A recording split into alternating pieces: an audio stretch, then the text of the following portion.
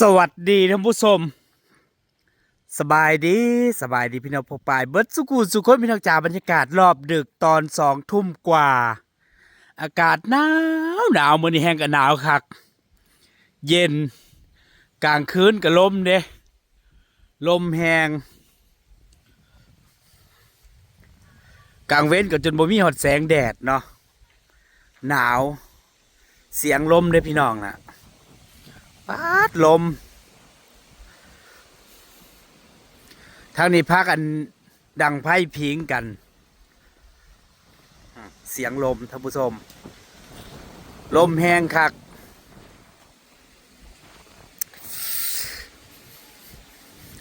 เย็นจนสะบั้นเย็นแทบสิบ่อยากอาบเพราะน้ำพุ่นเด้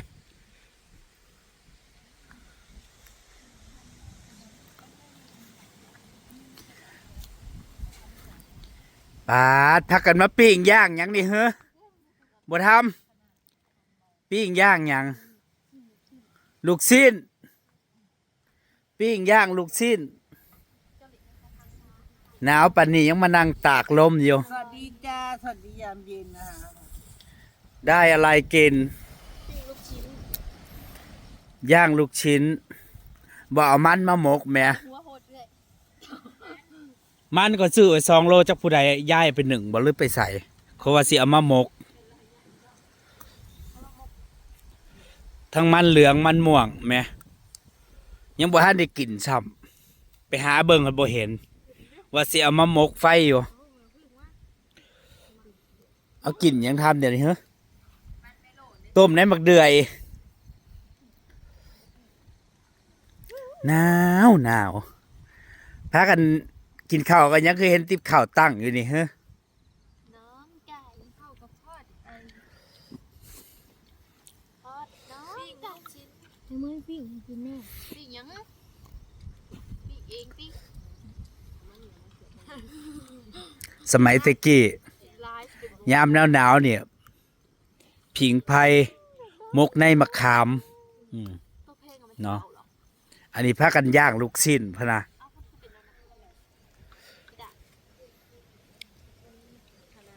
มื้อนี้บ่มีว่าหนาวกว่าทุกมื้อเด้อากาศเย็นเนาะเมื่อคืนว่าหนาวก็ยังบ่เย็นปานนี้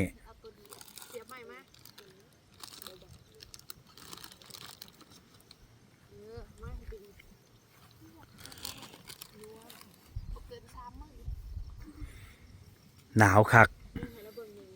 ปัดอยู่ก็ติดทุ่งนาเวลาลมมาแต่ละที่จนสะบั้นเนาะบ่ว่ากลางเว้นกลางคืนเนี่ยลมหนาวอากาศเย็นดีแต่ฝนบ่ตก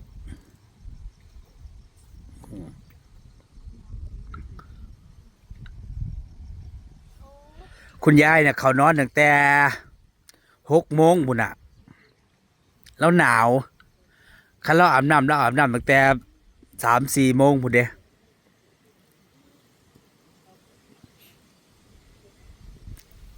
กินข้าวแล้วเข้าห้องนอน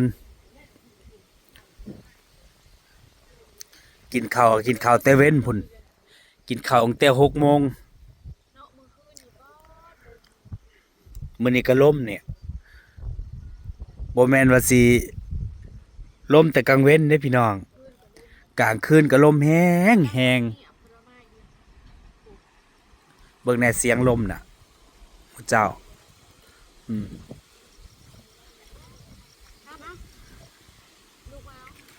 ลมซื่อๆบ่ว่าเด้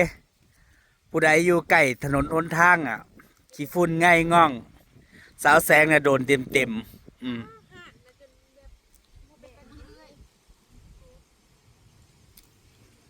ร้านของนางพายุใต้ลมหนาวแบบนี้กลางเว้นก็ได้ขายบ่แสง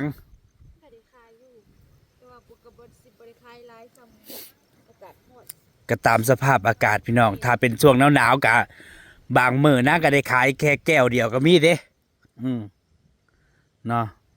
เป็นบางมื้อบางครั้งส่วนใหญ่อากาศหนาวบ่ค่อยได้ขายดอก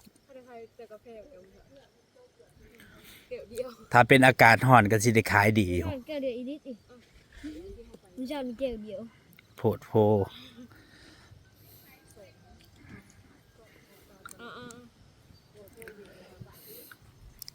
จี้ยังทำหึจี้ขนมพากันย่างขนม อาบน้ำหรือยังนี่อาบน้ำกับขนองส่วนน้องเขาบ่เปียก แต่ละมื้อนะอาบบ่ได้พอหาขัน เสียวให้ทำเสียวมากขนม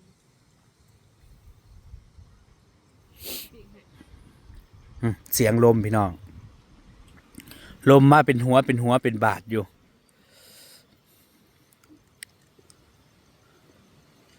ได้ยินแต่เขาเจ้าว่าทั้งเหนือมันหนาว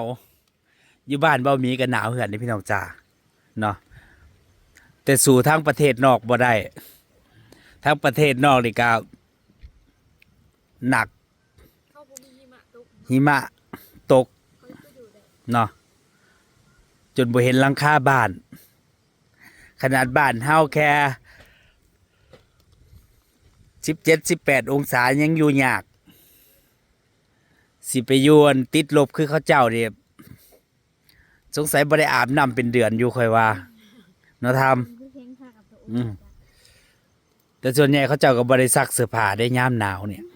เหงื่อมันบ่ออกเนาะ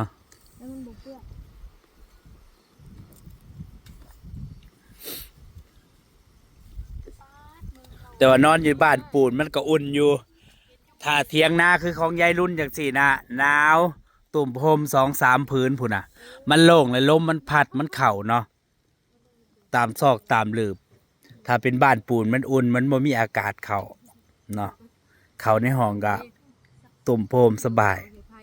ซุมื้อนี้ยอมรับว่า แต่ละมื้อจนบ่อยากตื่นได้พี่น้องตื่น8 โมง 9 โมงผู้แต่ละมื้อน่ะ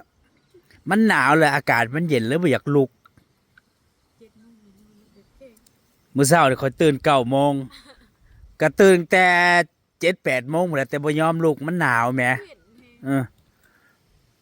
อากาศเย็นก่อนสิแจ้งแห้งก็เย็นคัก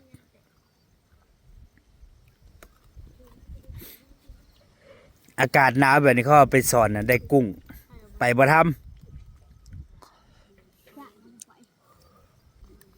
หนาวซื่อๆกับบอได้โคตรหนาว อันนี้ในความรู้สึกนะคิดว่าหนาวแบบ10 กว่าองศาเย็นเนี่ยขนาดใส่เสื้อ2 ตัวยังแบบเนาะลมมาแต่ละที่นั่นเย็นจ่อยๆ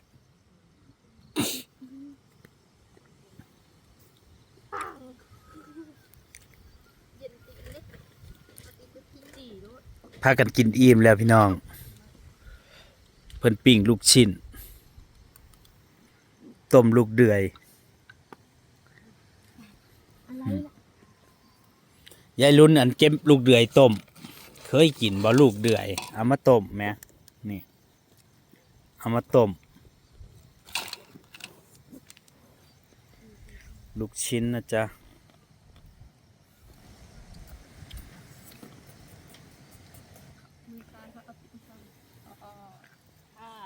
อ้าวจะไปต่อใครมายังกดเขาก็จะกี่นาทีเอาหลอดดูดน้ำมันได้เลยมันจะเอาเป่าไฟเลยกระเป๋านะเป็นอะไรมันเป็นกระโปงมันดิจะมาเห็นลำเป็นอะไร บ้านเฮาน่ะ2 ทุ่ม 3 ทุ่มนี่เดึกได้อพี่น้องมิดซีรีส์บ่ได้ยินเสียงรถวิ่งผ่านเนาะ ชุ่มเฮานะ มันหนาวหนาวแบบมีแฮงกินข้าวแล้วแล้วเขานอนโลด บริกินตะเฮิงวะมักนึงกินมักแบบใจมันเอาบักดำเด้อมันเก๋เอามาเคี่ยวติดเอามาเกลือเหลือง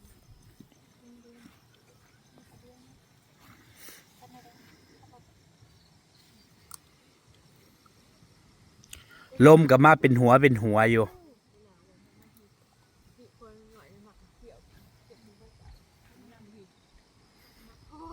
ขนาดหมามันยังหนาวอ่ะ คิดเบิ่งอ่ะ นอนเฝ้ากองไฟอะ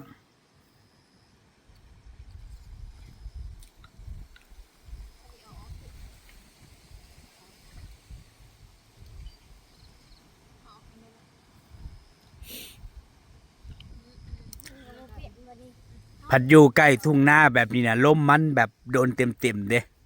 คันอยู่กลางบ้านหรือว่า อยู่ในเมืองน่ะมันก็สิบ่หนาวปานนี้เนาะ มันก็แค่อากาศเย็นมันบ่ได้ลมบาดปานนี้อันนี้ลมมาแต่ละเที่ยโดนเต็มพอมันอยู่ติดทุ่งนา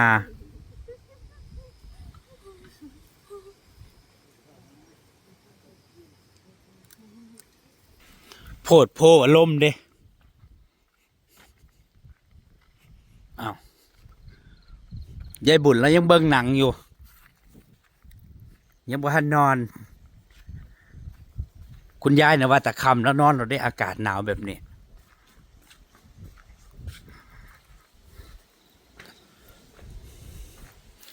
ยายบุญยังดูหนังอยู่นะจ๊ะ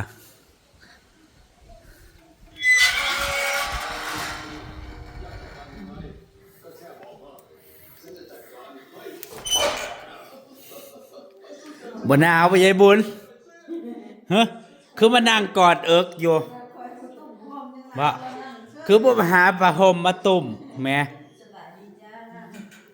คือนั่งกอดเอิกอยู่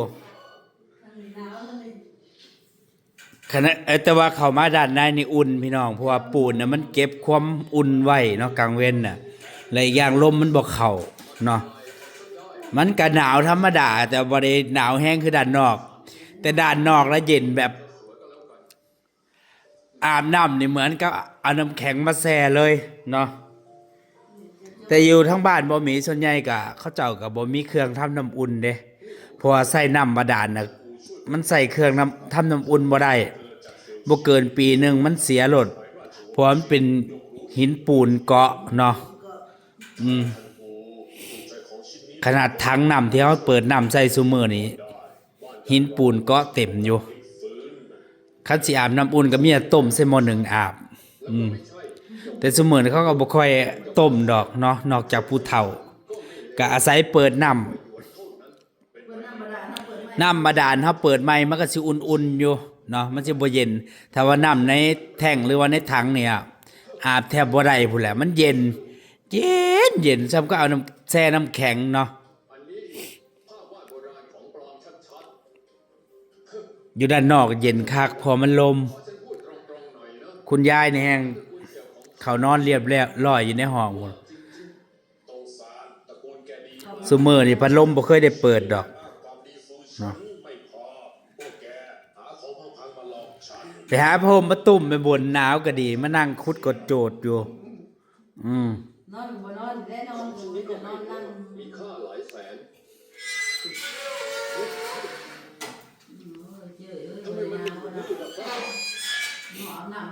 บ้านในอาบน้ำนั่นน้องเมย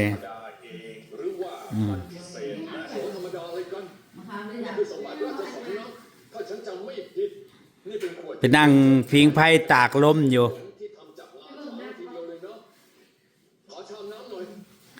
เดี๋ยวนี้มันมีเครื่องทำน้ำอุ่นแบบใหม่บ่ต้องใส่แบบนั้นเนาะแบบอาจจะมีเครื่องทำแบบน้ำอุ่นน้ำร้อนน่ะเขาถิ่มลงอันมันสิเป็นคล้ายๆคือเป็นเหล็กเป็นหยังล่ะถิ่มลงอันถังน้ำแล้วก็เสียบปลั๊กหั่นเด้แล้วมันสิเฮ็ดน้ำในถังมันอุ่นจังซี่น่ะเนาะมันมีขายอยู่แค่บ่กี่ร้อยบาทสุดท้ายของขวัญจากบ้าน3ก็แพงที่สุดพวกเราเนี่ยดูกระจอกไปเลยอย่าบุญยังดูหนังนะจ๊ะหลังจากที่กินข้าวแล้วพี่น้องกินข้าวเตเว่นพุ่นน่ะกินข้าวแล้วก็เข้ามาในบ้านมาดูหนังนายจะมีสายตาเฉียบคมฉันเข้าใจนายผิดไปของที่ให้มาคือของขวัญที่หนาวถ้าเป็นบ้านใหม่อย่าพูดถึงเลยเนาะเย็นนอนแทบบ่ได้พุ่นแหละเรือเถียงให้เถียงนางสิน่ะเนาะ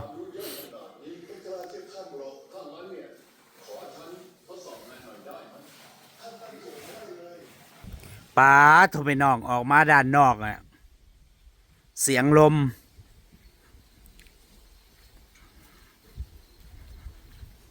พอรอบๆก็มีแต่ทุ่งนา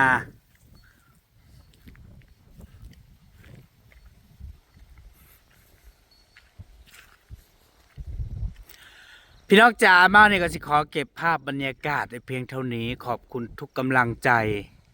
ไปแล้วท่านผู้ชมสบายดีหนาวยังบ่ทันได้อาบน้ำ สิอาบได้บ่มื้อนี้หนาวคักเด้อคิดว่าหนาวกว่าทุกๆมื้ออากาศเย็น